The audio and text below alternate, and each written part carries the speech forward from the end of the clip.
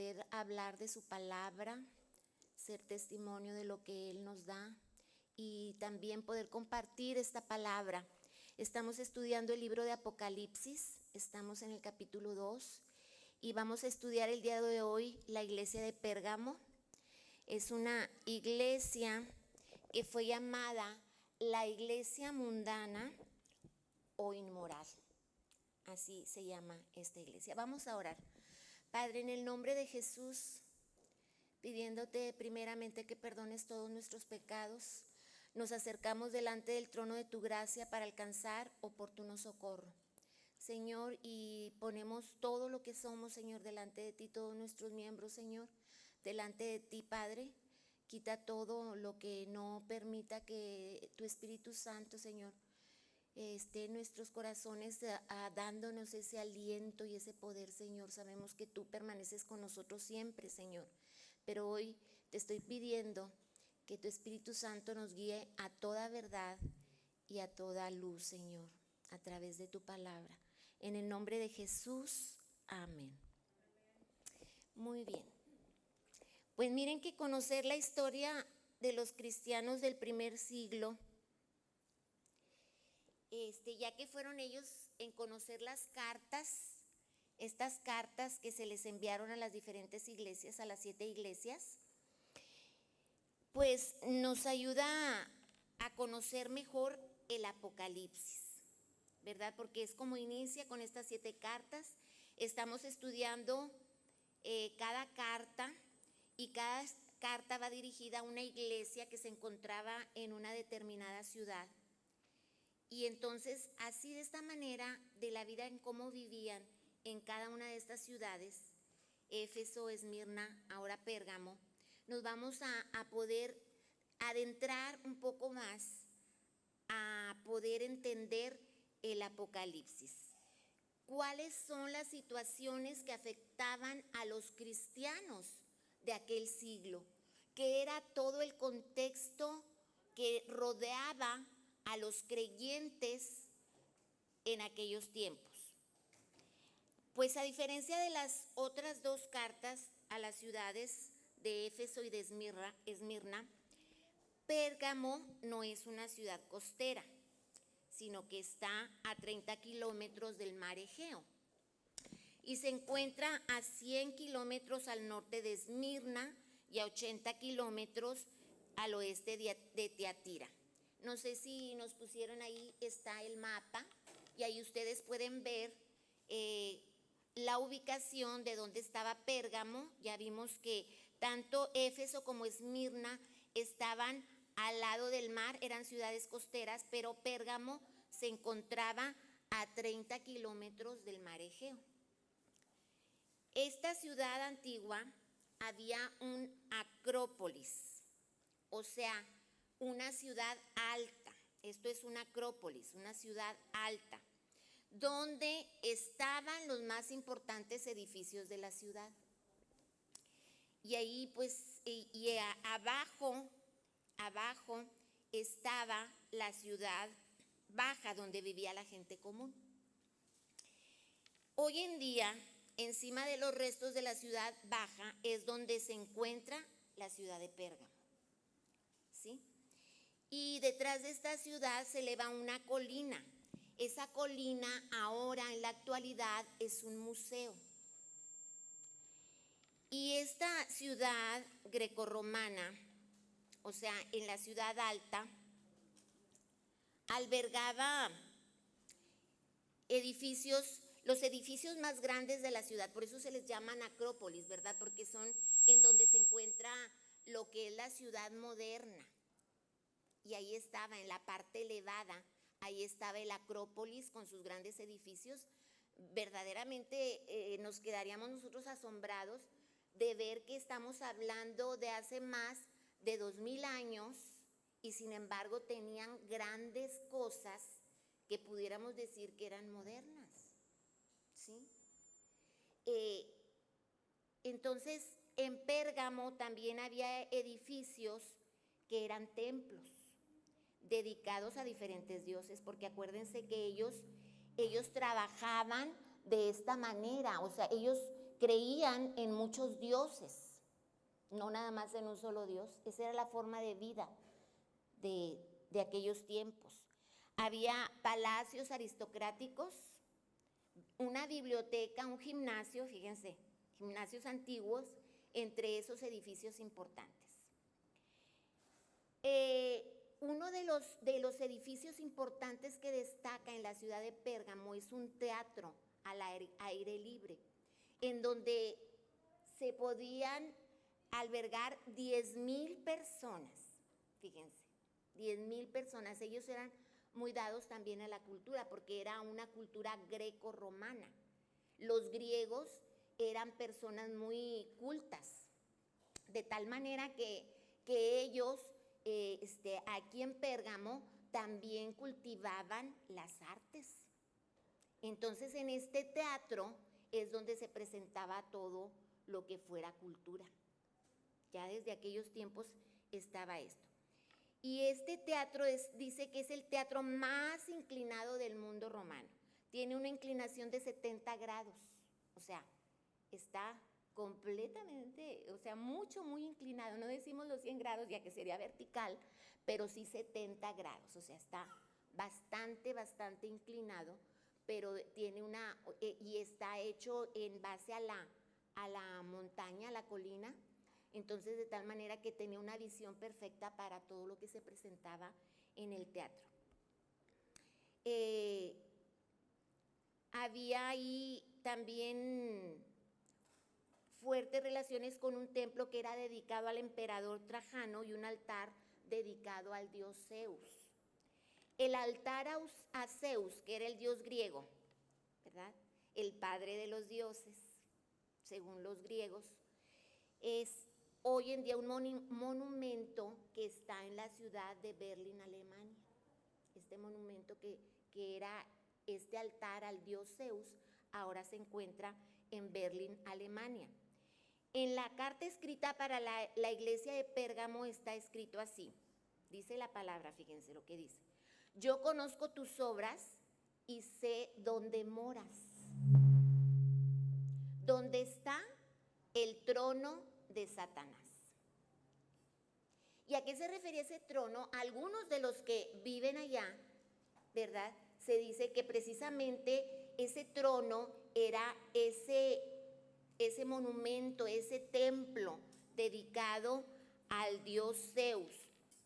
Así está interpretado por muchas personas que ese es el trono de Satanás. Y ahorita vamos a estar estudiando también por qué ya más de la forma en cómo se vivía, por qué se puede llamar que Pérgamo era una ciudad que era llamada el trono de Satanás. Muchas veces nosotros pensamos que Satanás nada más está en el infierno, ¿verdad? Pero no, él está tratando de imponer su reino a través de todos sus secuaces, a través de todos sus demonios. Y él puede, con todos los recursos que muchas de las personas tienen y le siguen, porque ya también hay personas, ¿verdad?, que le siguen. Con todos estos recursos, él trata de implementar ese reino aquí en la tierra, porque es lo que él quiere, ¿verdad? Sus seguidores invierten recursos, invierten dinero, invierten tiempo para que él pueda establecerse en este mundo. Eso es lo que está pasando. Y ha pasado desde los inicios. Entonces, él siempre está tratando de buscar hacer lo suyo. ¿Cuál? Implementar su reino. Y lo puede hacer en tu casa, lo puede hacer en tu trabajo, lo puede hacer en tu vida. Por eso es que yo al menos siempre he insistido tanto. Si orando, hermanos, orando, somos tentados por el enemigo. Imagínense si no oráramos. Imagínense si no dobláramos rodilla delante de Dios. Es muy importante porque este imperio que él quiere tener está haciendo todo lo posible que las personas sean destruidas, que tú como persona seas destruida, que tu familia sea destruida. Dice la palabra de Dios que el enemigo vino ¿para qué? Para hurtar, para matar y para destruir.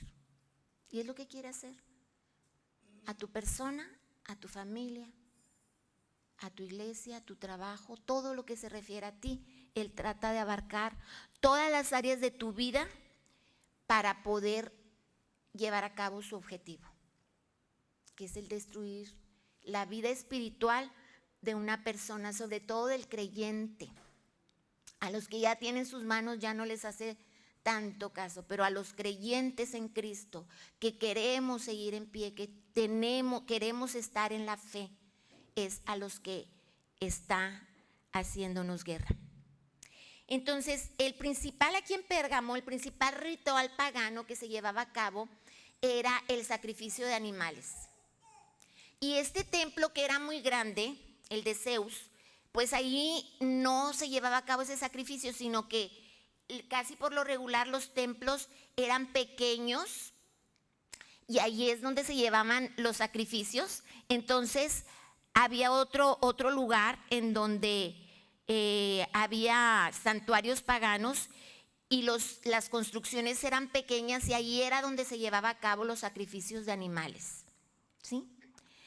Sacrificaban animales y compartían la carne que se sacrificaba de los animales, incluso la vendían en los mercados. Entonces era una forma ellos de ser parte de esta sociedad.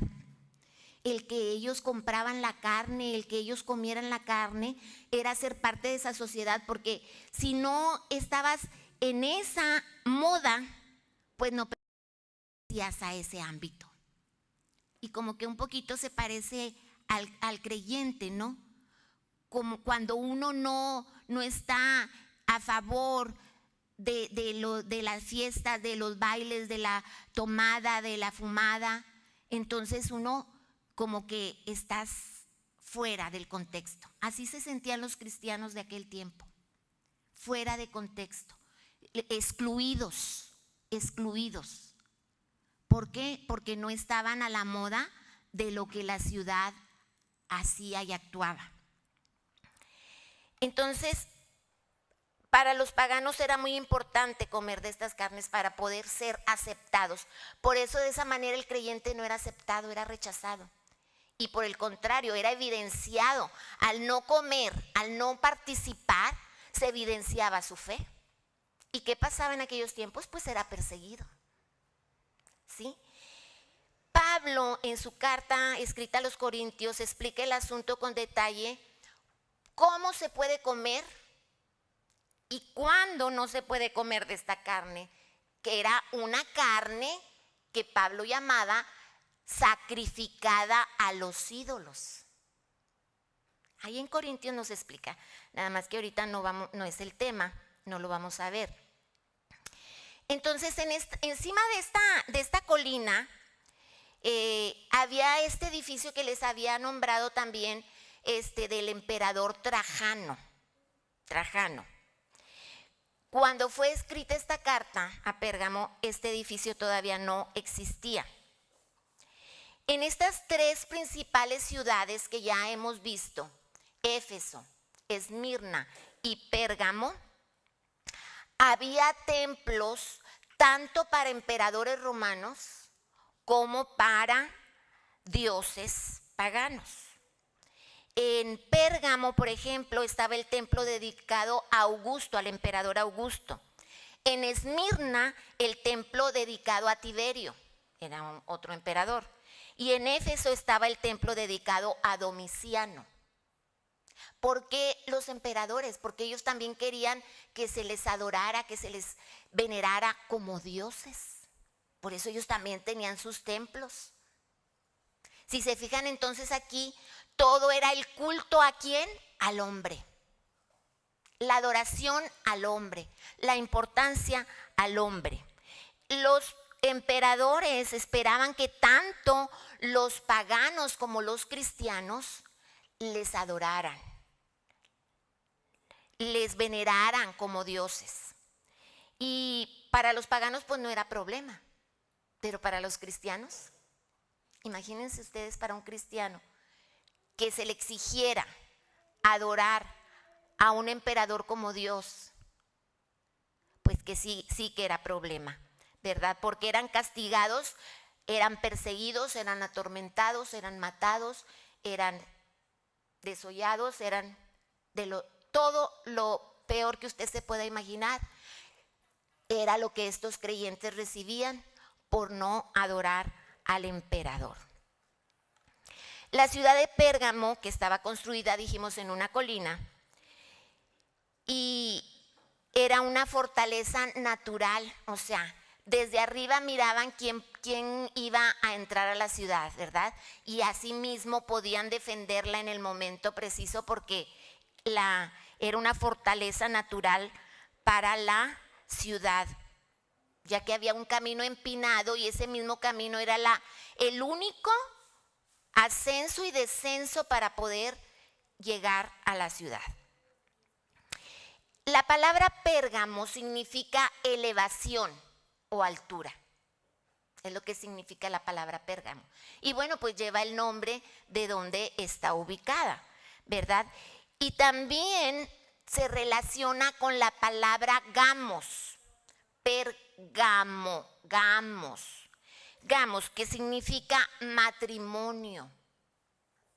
De ahí viene la palabra monógamo o bígamo, ¿verdad? Monógamo, una sola mujer, un solo matrimonio; bígamo, uno o más matrimonios. Para los cristianos del primer siglo, vivir en estas ciudades era muy difícil, hermanos. Era muy difícil por esta situación que les comentaba acerca de que ellos eran perseguidos y ellos eran castigados si no adoraban al emperador.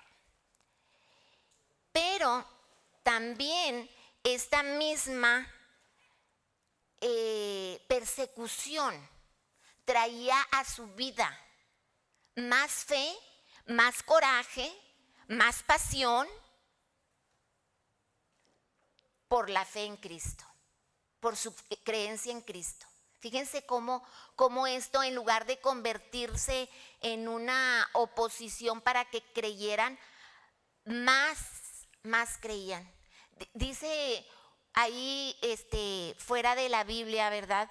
Un escrito en donde un cristiano comenta, dice que la sangre que se derramaba de los cristianos era como una semilla que se sembrara para que más gente creyera. Tremendo, hermanos.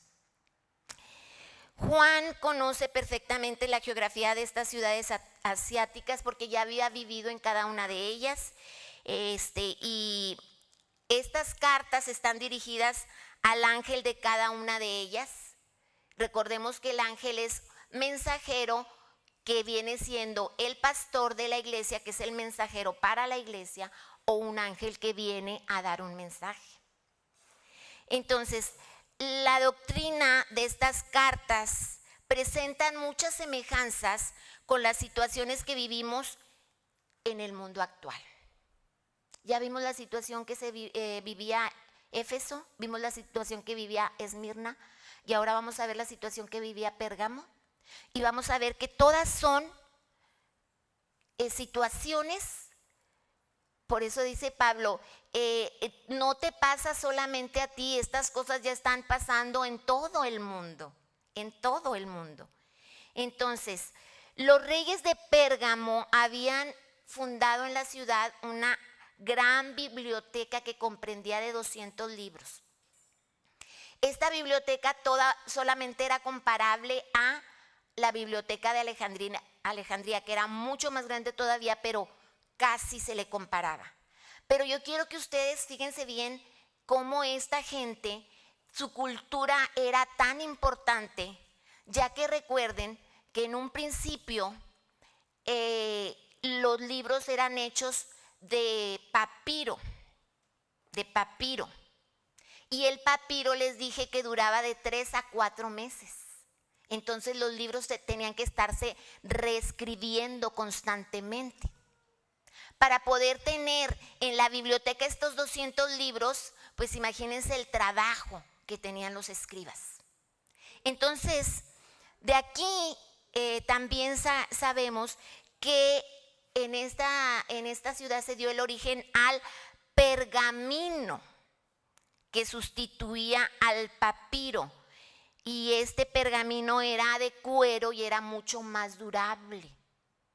Entonces ya se escribían los libros y se hacían los rollos, ¿verdad? En la escritura de los libros, y era algo que ya estaba más durable. Los libros, no crean que eran libros como los que tenemos ahora en la biblioteca. Los que ellos tenían eran rollos, ¿verdad? Porque el papiro era un papel y se enrollaba, también lo mismo el pergamino.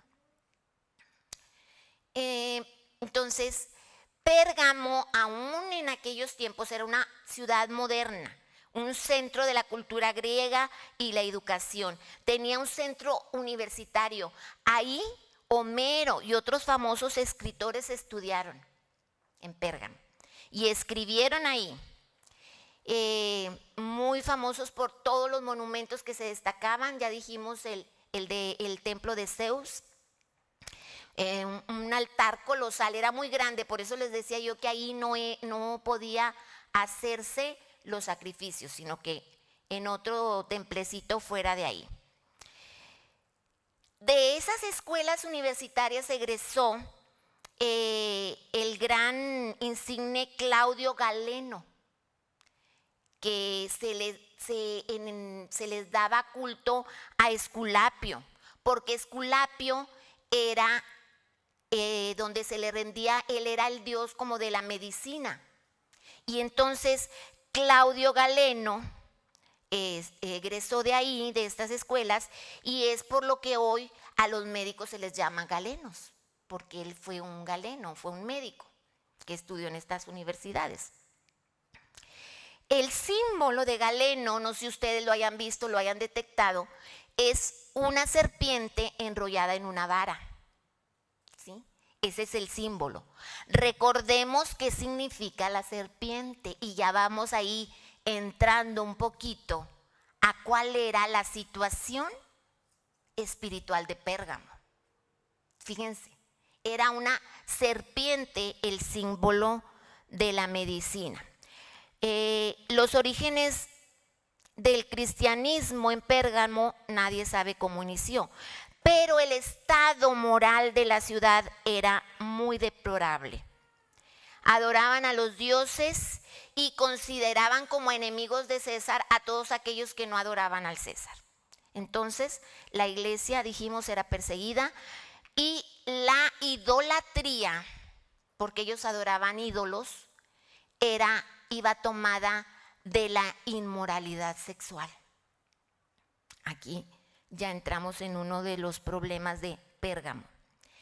Entonces, aquí vemos cómo Jesús responsabiliza al ángel de la iglesia, al obispo, que eran nombrados en aquellos tiempos, o al pastor, o líder, administrador, bajo las ordenanzas de Dios en la iglesia, que enseñaba las escrituras, a que enseñe la sana doctrina, a que no se desvíe de la verdad.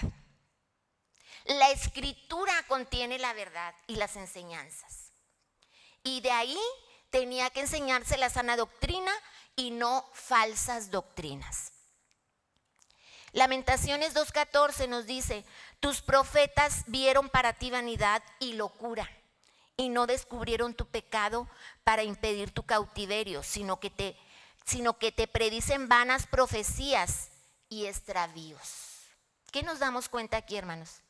Que hay doctrinas falsas. Hay doctrinas falsas. Y ahorita en nuestro tiempo sabemos que hay doctrinas falsas. Fíjense bien cómo en aquellos tiempos se rendía culto al hombre. ¿Quién quería ser adorado? El emperador, el hombre. ¿A quién más quería que se adorara? A ídolos. Ahorita la doctrina de la prosperidad, trabajan con la vanidad del hombre. ¿Quién es el gran líder? Es el apóstol, es el profeta. Es al quien se le debe rendir cierto pleitesía, porque es el enviado. Sin darnos cuenta, hermanos, sin darnos cuenta, muchas veces estamos haciendo algo que a Dios no le agrada, porque Él es un Dios celoso. La adoración es para Él.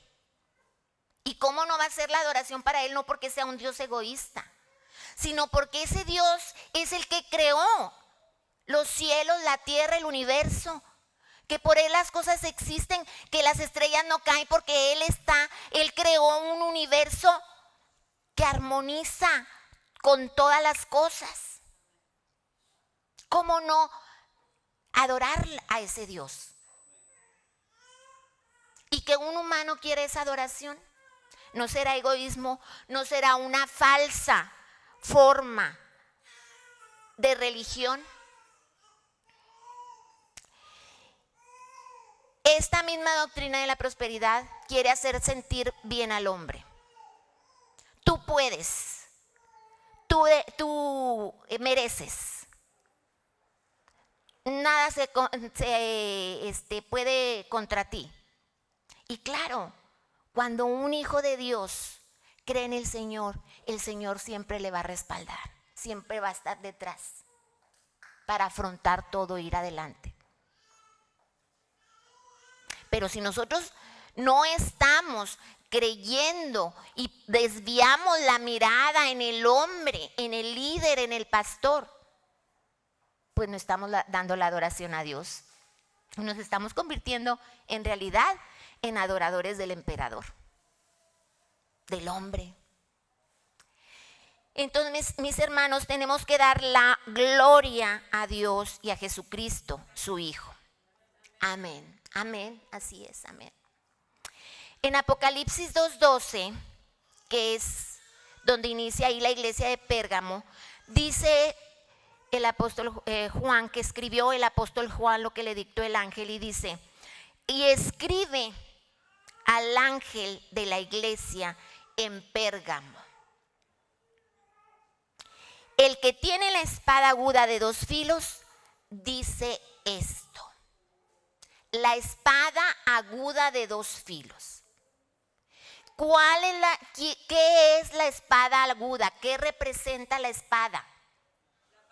La palabra. La palabra. O sea que él tiene una espada, pero que corta de los 2 lados. Porque las espadas que traían los soldados tenían un solo filo, pero esta corta de los 2 lados. O sea, cuidado, cuidado.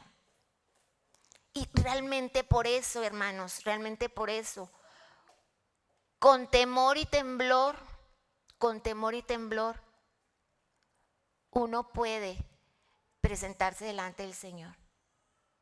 Porque no tienes nada honorable delante de Él. Nuestras mejores obras como hombres, dice que para delante de Dios, que es toda santidad, son como trapos de inmundicia. Nuestras mejores obras, imagínense las peores. Tremenda cosa, hermanos. Tremenda cosa. Entonces esta espada representa la palabra de Dios. Y entonces aquí podemos entender que no tan solo corta con autoridad, sino también que corta como juicio, cuando va para juicio. Pero cuando va para llevar el evangelio, ¿verdad? Traspasa el corazón. ¿Para qué? Para redención.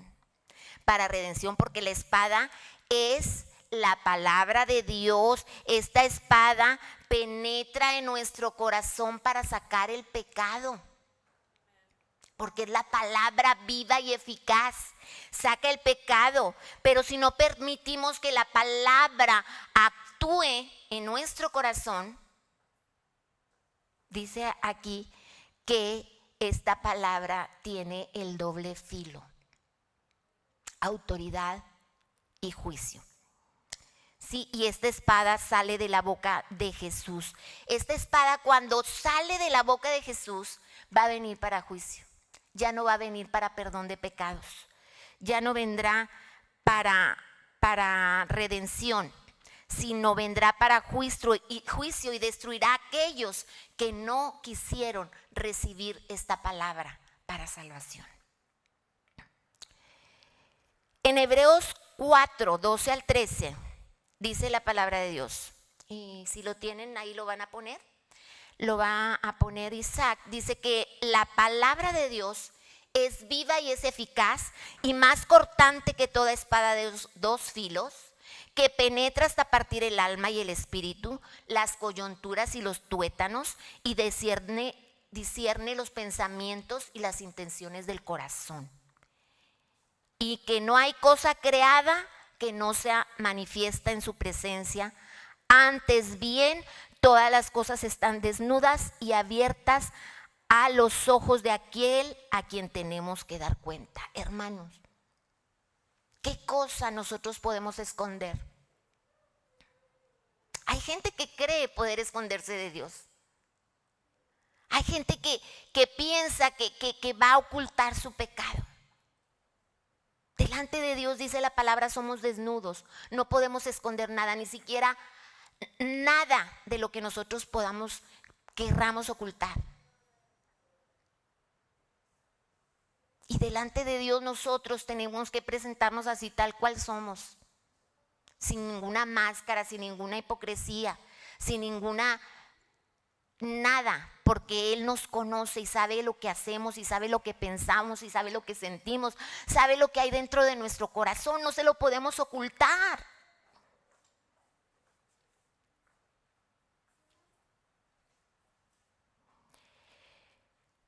Por eso es terrible cosa, hermanos, caer en manos de un Dios vivo. La misma palabra es la que nos va a juzgar. Por eso les digo yo que con temor y temblor se para a predicar el que lleva la preciosa semilla. Con temor y temblor. Y por eso siempre antes hay pecados, hermanos, que a veces tú no los percibes. Los que percibes, arrepiéntete, hermano, y vuélvete a ese Dios. Pídele perdón. Y los que no percibes, pide perdón por los que desconoces también, porque sin darte cuenta estás pecando delante del Altísimo. Jesús entonces se introduce en esta iglesia como el que tiene la espada de dos filos, que sale de su boca. ¿Sí? Y dice ahí, continúa diciendo ahí en Apocalipsis 2:13, yo conozco tus obras y dónde moras, donde está el trono de Satanás.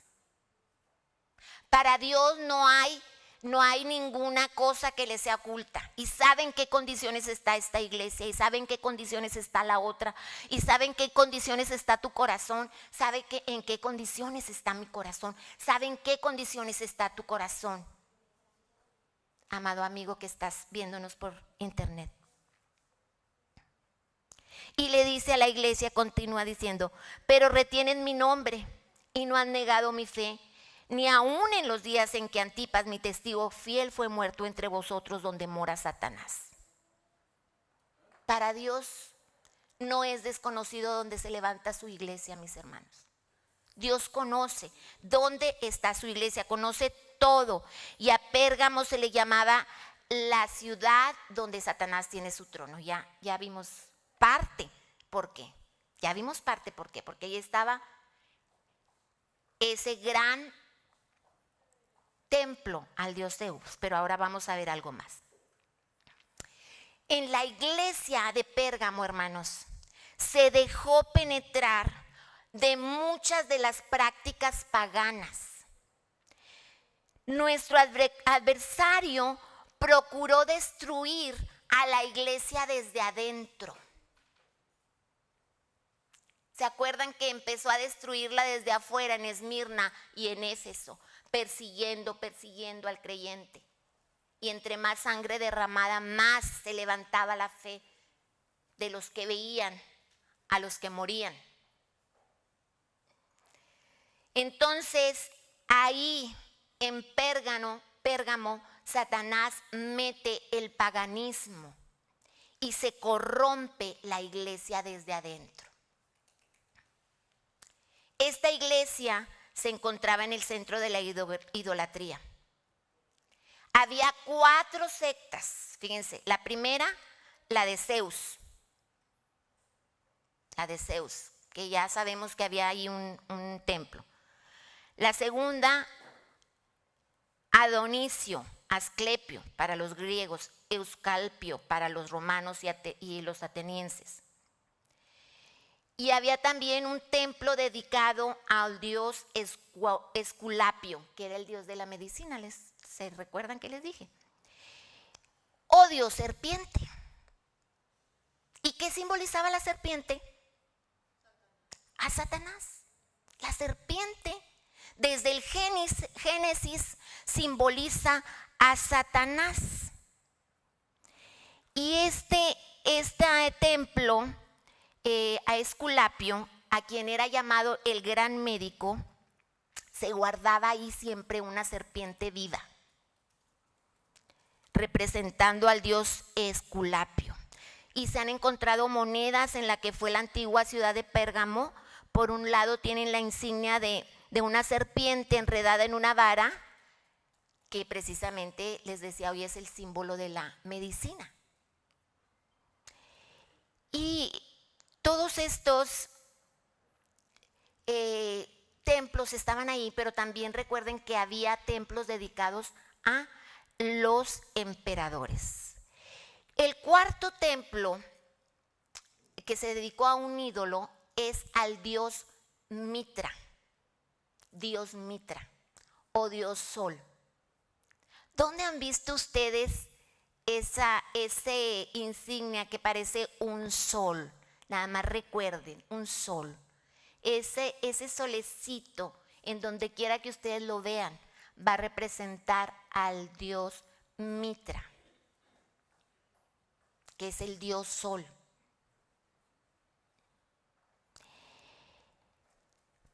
Pérgamo, entonces, por lo tanto, mis hermanos, a base de toda esta idolatría, era la sede de Satanás, porque él moraba ahí estaba su trono. Se le consideraba a esta serpiente el dios de la sanidad, ¿verdad? Gente de todas partes venía a este templo de Esculapio a venerarle para recibir ¿qué? Sanidad, ¿verdad? En busca de sanidad por parte de ese Dios. Miren, ¿recuerdan ustedes en Babilonia el rey Nabucodonosor? Este rey tenía un sacerdocio apóstata. Este sacerdocio estaba rodeado de gente, el rey estaba rodeado de gente que eran conocidos ellos como caldeos. Era una corte de magos, de adivinos, de astrólogos, ¿sí? A esto se referían estos sacerdocios, el sacerdocio apóstata que tenía el rey Nabucodonosor. Adivinos, magos, astrólogos, y extendían esta falsa religión a Babilonia y perseguían a los que no estuvieran dentro de esta creencia. Tal fue el caso de Daniel. Daniel propuso en su corazón no contaminarse. El rey erigió una estatua que quería fuese adorada. ¿Y qué pasó? Daniel 3 veces oraba. ¿A quién? A su Dios, al Dios de los cielos, al Dios de Abraham, de Isaac y de Jacob. 3 veces al día y sin cerrar la puerta ni las ventanas, que lo dieran. Estos sacerdotes fueron los que instigaron para que Daniel fuera echado al pozo de los leones, a ese fuego. Y Daniel dejara de adorar a su Dios para adorar al rey. Ellos eran los jefes de esta religión pagana. ¿Quiénes eran? Magos, adivinos y astrólogos. En el año 539, Ciro el Grande conquistó la ciudad de Babilonia. Y después de 70 años de cautiverio de los judíos que estaban ahí cautivos, fueron liberados. Ciro era un hombre magnánimo y dio libertad religiosa a todos, aunque él era monoteísta, pero adoraba al dios Zoroastro. Sin embargo, dio libertad a que todos adoraran a sus dioses. Y entonces fíjense, todos los magos, todos los adivinos, todos los astrólogos fueron expulsados de la ciudad de Babilonia. Bueno, casi todos, porque se quedó ahí alguien que encubiertamente ahí quedó. ¿A dónde creen que fueron a parar todos estos sacerdotes paganos? Fueron a parar a la ciudad de Pérgamo. Posteriormente conquistó la ciudad de Babilonia el rey persa Darío I. Él también era monoteísta, pero adoraba a Zoroastro también. Y también mató a una gran cantidad de magos y de adivinos, y muchos huyeron a la ciudad de Pérgamo. Los que lograron escapar. En el año 482, otro rey con el nombre de Artajerjes, ¿se acuerdan que hay un templo dedicado en Pérgamo a Artajerjes? Ejecutó y mató a una gran cantidad también de astrólogos, los cuales, los que fueron liberados, los que alcanzaron a huir, fueron a parar a Pérgamo. La hechicería es abominación a Jehová. La adivinación, el agorero, es abominación a Jehová. La astrología es abominación a Jehová, porque ¿cómo un astro puede regir mi vida? No la astronomía, el estudio de los astros, no, la astrología. Es abominación a Jehová. Estos adivinos, hechiceros y astrólogos tenían y propagaban esta religión pagana. Entonces, la sede de la religión de Satanás, ¿a dónde se transfirió? De Babilonia a Pérgamo, hermanos. A Pérgamo. Porque ahí se reunieron. Entonces, en el año 67, hubo un general de las legiones romanas llamado Pompeyo, hizo una campaña en Asia Menor, en Pérgamo, y él adoptó como el dios de las tropas de Roma al dios Mitra. ¿Quién lo llevó al dios Mitra? Pues los sacerdotes paganos. Dios Mitra. Y este dios Mitra es el dios Sol, a quienes adoraban estos magos, astrólogos y adivinos. Y llegó a ser la insignia oficial de los ejércitos romanos. Este dios Mitra, este dios Sol, llegó a ser la insignia oficial. Entonces, mis hermanos, vamos a llegar hasta aquí, pero vemos cómo la idolatría ya empezó, cómo las costumbres, tradiciones paganas y falsas religiones paganas entraron en la vida del cristianismo en Pérgamo. ¿A través de qué? De todo esto que ya venía desde muchos años atrás, desde Babilonia a Pérgamo, y se esparció ahí a la iglesia. Vamos a ver después cómo se esparció a la iglesia. Pero damos gracias a Dios, hermanos, porque siempre, en cada lugar, en cada circunstancia histórica, en cada situación de la vida del creyente, hay un remanente. Hay un remanente. Y vamos a ver quiénes fueron ese remanente, quiénes se mantuvieron fieles, quiénes se mantuvieron en fe.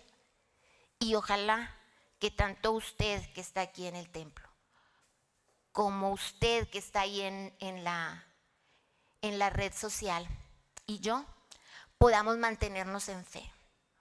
Porque esto de la fe se trata, ¿saben de qué? De perseverar. El que perseverare. Si te caes, levántate. Si tuviste una situación difícil, un problema, levántate.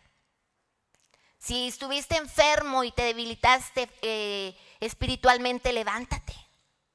Si tuviste problemas, si tu familia la sientes que está destruida, levántate. Levántate. Si no te comprenden, si no te ayudan, si no te animan, levántate. Tú tienes un Dios al que tú debes de buscar, no a nadie más. No podemos buscar a nadie más. Miren, esta gente buscó a Zeus, buscó a Mitra, buscó a los emperadores. ¿Y qué encontraron? Muerte espiritual. Pero el Dios vivo, el Dios de Abraham, de Isaac y de Jacob, que es el Dios vivo, es el único que te dice: dame tu mano derecha, yo te ayudo, no estás solo. Así es que, mi hermano, tengamos fe en Dios, porque Él es el único que nos puede rescatar de toda esta artimaña del enemigo para engañarnos y desistir de llegar al propósito y a la meta que tú tienes como llamado del Señor. Oremos. En el nombre de Jesús, Padre, venimos delante de tu presencia, sabiendo que tú, Señor, eres el Dios que todo lo ve, Señor. Ese Dios que se encontró en el desierto, esta mujer que iba corrida con su hijo, Señor, y ella pudo verte, Señor, y alcanzar esa luz de esperanza, porque viste la aflicción, Señor, que ella tenía, porque eres el Dios que todo lo ve. Señor, tú conoces nuestros corazones y sabes lo que hay en el interior, Señor, porque tú todo lo estás viendo, Padre. No hay cosa que se quede oculta delante de ti, Señor. Y es por esa razón, Padre, que nosotros te pedimos que nos ayudes. Queremos seguir perseverando en fe, Señor. Queremos seguir a través, Señor, de las situaciones adversas que nos acometen en nuestra vida. Queremos estar en fe. Queremos continuar, Señor, queremos perseverar, que nada nos detenga, Señor, que el enemigo, aunque nos ponga trabas, nos ponga problemas, nos ponga enfermedades, nos ponga tristeza en el corazón, Señor, nosotros podamos continuar adelante, Señor, sabiendo que tú eres el autor y el consumador de la fe y que al final ahí estás tú esperándonos al final de la meta, Padre. Gracias, Señor, por cada creyente, Padre. Yo te pido que bendigas a cada creyente en el mundo entero, Señor. Que podamos ser perseverantes, Señor, y buscarte, Señor, con todo nuestro corazón. A ti, al único Dios verdadero. En el nombre de Jesús. Amén.